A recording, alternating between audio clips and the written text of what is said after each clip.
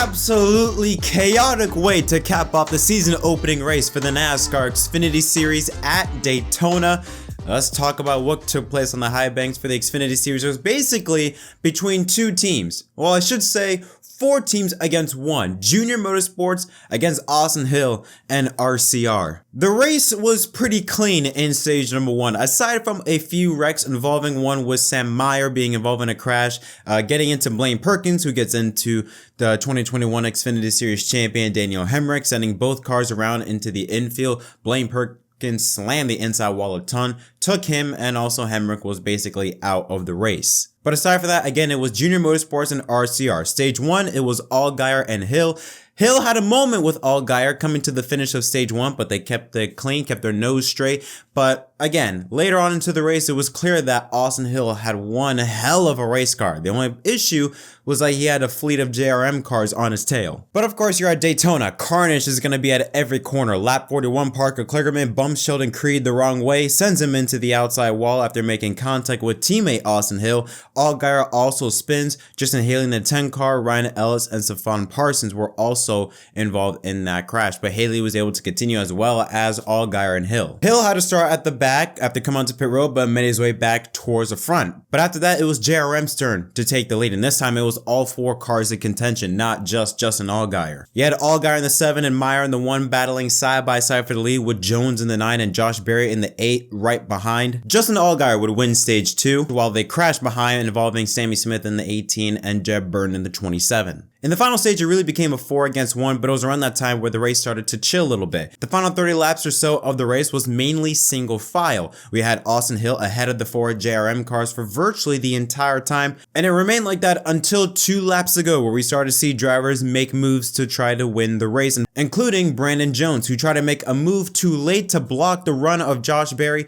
ends up taking himself out on the back straightaway, bringing out the caution and sending it to NASCAR overtime. And that is when Junior Motorsports as a whole also started to implode, because not only did Brandon Jones get taken out, coming to green, Josh Berry runs out of fuel, leaving just 2 JRM cars in the mix of Sam Meyer and Justin Allgaier. Allgaier was then shown on the apron coming to the green flag, also low on fuel. On the final lap, it was Allgaier and Sam Meyer up front. Meyer gives Allgaier a tremendous shove so far out that heading to turn 1, Meyer jumps to the outside to try and get around Allgaier, ends up making the move, but doesn't come down in front of Austin Hill, who gets a run. Meyer comes down too late, spins himself around, slams the wall, and goes upside down, and a shower of sparks, multiple cars involved. He was able to land back on 04 and was able to climb out of the car under his own power. But the caution came out at the moment of the crash, meaning that the race was down to 3 drivers, John Hunter Nemechek, Justin Allgaier, and Austin Hill. And after a lengthy review, it was determined that Austin Hill was the driver that was ahead of the field at the moment of caution,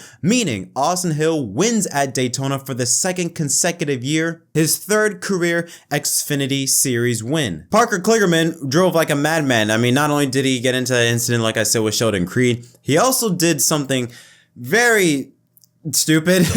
He had a run. I don't have the footage, but he had a run on Jeffrey Earnhardt, went to the inside and came up on him. Keep in mind, he wasn't clear. Like, it wasn't even close. It wasn't like, oh, barely clear. He was not clear. Just comes up and just puts Jeffrey Earnhardt in the wall. Now, there was footage of Kligerman and Earnhardt talking over about what happened, but Earnhardt was not happy at all. He had every right to be pissed at Kligerman for that move, but that we even had a little bit of tempers flare after the race in the garage infield. It was a very entertaining race. We had, I think, 13 or 14 different leaders, 20-something lead changes, but again, it was really Austin Hill against Junior Motorsports. Hill is going to be a fantastic super speedway racer when he makes his way up to the Cup Series. Eventually, I think he'll make his way up to Cup in the future, but he has shown that he can get the job done on the super speedway tracks. He won at Daytona last year, won at Atlanta also last year, and now wins again at Daytona. He made some really good moves, some questionable blocks, but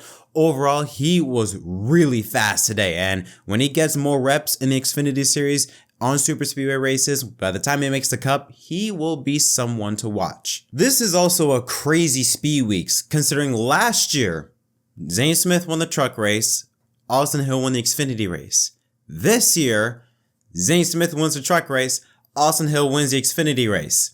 If that's the case, put all your money on Austin Cindric because he's going to back-to-back the way things are looking. I mean, think about it. Also, last year, a car flipped on the final lap of the Xfinity race. Same thing this year. A car flips on the final lap of an Xfinity race. But one thing I just was fascinated by was the implosion of Junior Motorsports. They had 4 cars in it to win it. Jones basically took himself out with 2 laps to go. Josh Berry runs out of fuel. Sam Meyer, I mean, basically flipped himself. I mean, he came down on Austin Hill way too late. He had a run, but he stood up on the outside way too long. Should have came down when he had the chance. Took himself out. And then Justin Allgaier just barely won. Came home, I believe, in 2nd place. I thought at first the winner was going to go to John Hunter Nemechek, but I think because he was below the yellow line, NASCAR didn't count that. So the results are taking place at the bottom of your screen. Austin Hill wins. John Hunter Nemechek in 2nd place. 3rd, Justin Allgaier comes up short once again. Parker Retzlaff. I'm pretty sure I butchered your last name. If I did, I apologize. But how about that? In the Jordan Anderson car, 4th place finish.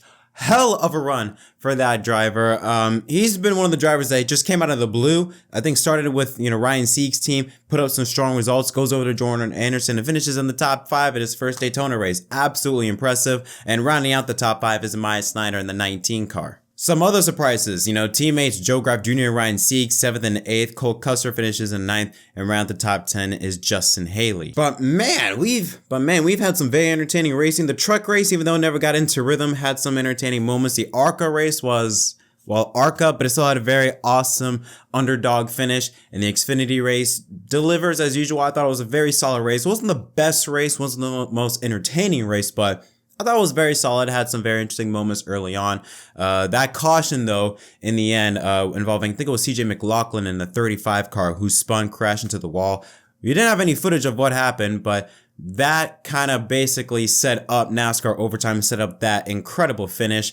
But yeah, Austin Hill back to victory lane for the 2nd year in a row. But that is it for me. What are your thoughts on the race review? What are your thoughts on the race? And who you got winning the Daytona 500 tomorrow? I may have a Daytona 500 preview tomorrow morning, so make sure you be on the lookout for that. Until next time, my name is Jett from MDK. Don't forget to leave a like and subscribe for more content, and I'll see y'all next time.